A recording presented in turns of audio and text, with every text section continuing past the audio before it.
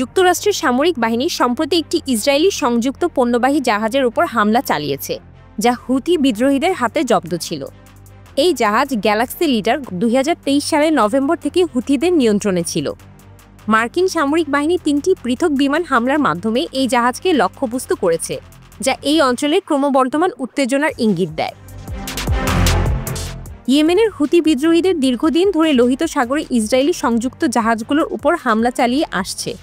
তারা দাবি করে এই হামলা ফিলিস্তিনের প্রতি সংহতি জানানোর অংশ। এই প্রেক্ষাপটে মার্কিন হামলার লক্ষ্য ছিল হুথিদের নিয়ন্ত্রণে থাকা জাহাজের কমান্ড কেবিন ধ্বংস করা। যুক্তরাষ্ট্রের দাবি, এই হামলা লোহিত সাগরে নৌপথে নিরাপত্তা নিশ্চিত করতে এবং হুথিদের আগ্রাসী কর্মকাণ্ড রোধ করতে পরিচালিত হয়েছে। লোহিত সাগর বিশ্ব বাণিজ্যের একটি গুরুত্বপূর্ণ পথ। হুথিদের হামলার কারণে এই অঞ্চলে বাণিজ্যিক জাহাজ চলাচল ব্যাপকভাবে ব্যাহত হয়েছে। মার্কিন হামলার পর হুথি নেতা আব্দুল মালিক আল হুথি হুঁশিয়ারি দিয়েছেন, তারা এই হামলার জবাবে আরও কঠোর পদক্ষেপ নেবে। এই ঘটনা এই অঞ্চলে নতুন করে উত্তেজনা ছড়িয়েছে, যা আন্তর্জাতিক সম্প্রদায়ের দৃষ্টি আকর্ষণ করেছে। যুক্তরাষ্ট্রের সামরিক বাহিনী এই হামলাকে অপারেশন রাফ রাইডারের অংশ হিসেবে উল্লেখ করেছে।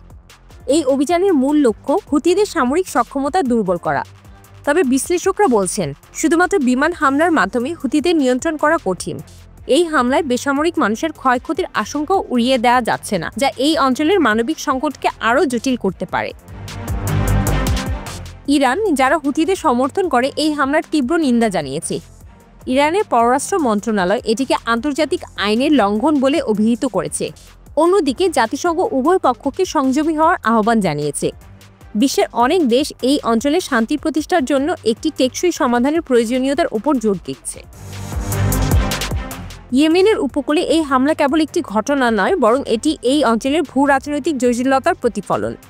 হুথি বিদ্রোহী, মার্কিন হামলা এবং ইসরায়েল ফিলিস্তিন সংঘাতের মধ্যে যোগসূত্র এই পরিস্থিতিকে আরও জটিল করছে। লোহিত সাগরে শান্তি ফিরিয়ে আনতে আন্তর্জাতিক সহযোগিতা এবং কূটনৈতিক প্রচেষ্টা এখন সময়ের দাবি। এই উত্তেজনার পরবর্তী পদক্ষেপ কী হবে তা নিয়ে বিশ্ব অপেক্ষায় রয়েছে।